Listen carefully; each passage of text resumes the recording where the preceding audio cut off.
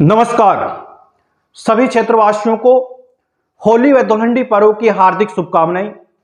प्यारे क्षेत्रवासियों, नौजवान साथियों, ये त्योहार होली से जुड़ा हुआ है।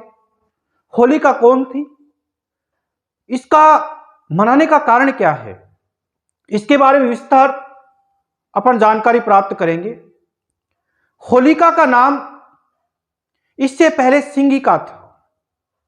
ये दो बालकों से जुड़ा हुआ रहस्य है, एक आह्लाद और एक प्रहलाद। जबकि आह्लाद और प्रहलाद भाई थे, कयादों की कोख से इन्होंने जन्म लिया था। लेकिन क्या हुआ कि आह्लाद सिंगिका की शरण में चला जाता है, सिंगिका को ही अपनी माता मानता है, और प्रहलाद जो है वो कयादों की शरण में रहता है। दोनों में केवल संस्कारों का फर्क है। एक को ऐसे संस्कार मिले जो कि भगवान विष्णु का बहुत बड़ा भक्त बन गया, हर समय भगवान विष्णु की पूजा करता था। इससे हिरण्यकश्यपु और सिंगिका को बड़ा भय था कि ये भगवान विष्णु की पूजा करता है, जबकि वो भगवान विष्णु को मानते नहीं थे। तब सिंगिका बार बार ये योजना बनाती रहती थी कि किसी न किसी प्रकार से प्रहलाद का वध किया जाए। तो एक दिन क्या हुआ, सिंगिका ने आह्लाद के पास मंत्री को भेजकर यह समाचार भेजा कि मैं प्रहलाद को आपके पास में भेज रही हूं, और इस प्रहलाद को कैसे भी बहलाकर नाग कुंड में इसको छोड़ देना है, जिससे इसका वध हो जाए। आह्लाद ने इस बात को स्वीकार कर लिया और प्रहलाद वहां पहुंच जाता है। और आह्लाद जो था प्रहलाद को कहने लगा कि मैं आपको मंत्री के साथ ऐसे स्थान पर भेज रहा हूं जहां भगवान विष्णु का बहुत बड़ा मंदिर है। प्रहलाद बड़ा खुश हो जाता है कि भगवान विष्णु का मंदिर यहां है, तो मैं निश्चित रूप से उस मंदिर को देखूंगा। तुरंत तैयार हो जाता है। मंत्री उसको नाग कुंड में छोड़ देता है मंदिर का नाम लेकर। प्रहलाद चारों तरफ देखता है, उसको कहीं भी दिखाई नहीं देता है मंदिर। लेकिन प्रहलाद ने कहा, नहीं, ऐसा नहीं हो सकता है, मेरे भगवान विष्णु का मंदिर निश्चित है, लेकिन मेरा भगवान विष्णु मेरे से छुप रहा है। अंत में भगवान विष्णु वहां अपना मंदिर इस प्रकार से प्रकट करते हैं कि उसको विश्वास हो जाता है कि यह मंदिर है। लेकिन विधि का विधान क्या है कि हम किसी दूसरे का बुरा सोचेंगे तो निश्चित हमारा बुरा होगा। वो नाग देवता जो थे, प्रहलाद का तो कुछ नहीं बिगाड़ पाए, लेकिन वहां से नाग देवता प्रस्थान करके आह्लाद को ढस लिया। आह्लाद के पूरे शरीर में जहर फैल गया। राज्य वैद्य ने यह कह दिया कि इसके बचने की कोई संभावना नहीं है।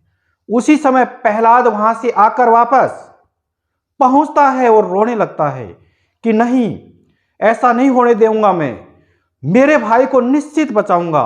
बार बार भगवान विष्णु से प्रार्थना करने लगा कि भगवान विष्णु, आप ऐसा अनर्थ नहीं करेंगे, किसी भी प्रकार से बचाइए मेरे भाई को।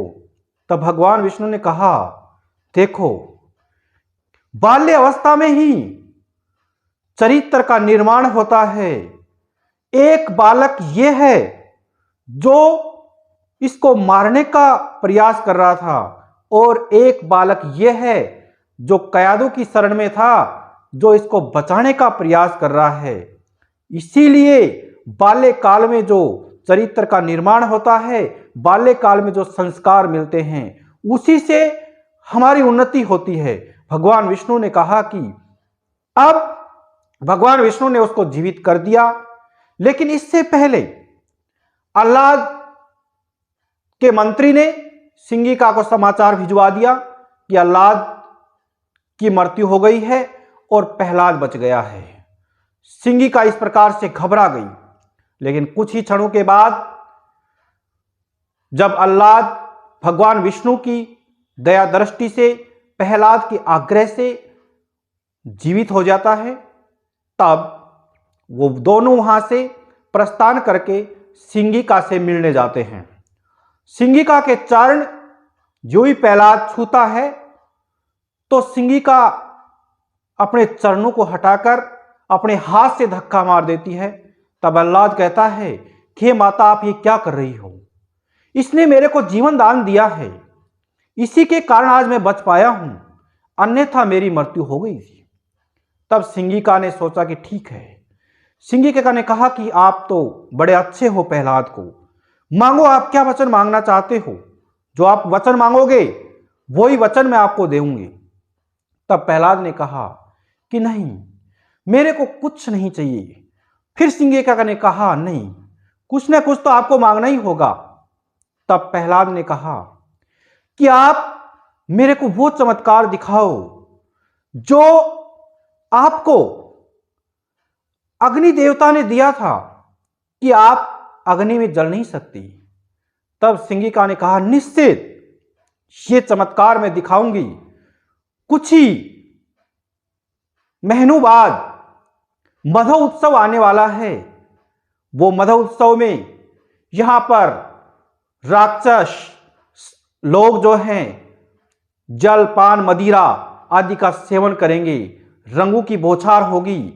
उस समय मैं ये चमत्कार दिखाऊंगी और इसके साथ साथ मैं तेरे को गोद में लेकर भी बैठूंगी, जो कि कभी दोबारा ऐसा चमत्कार नहीं होगा। ऐसा चमत्कार मैं दिखाऊंगी।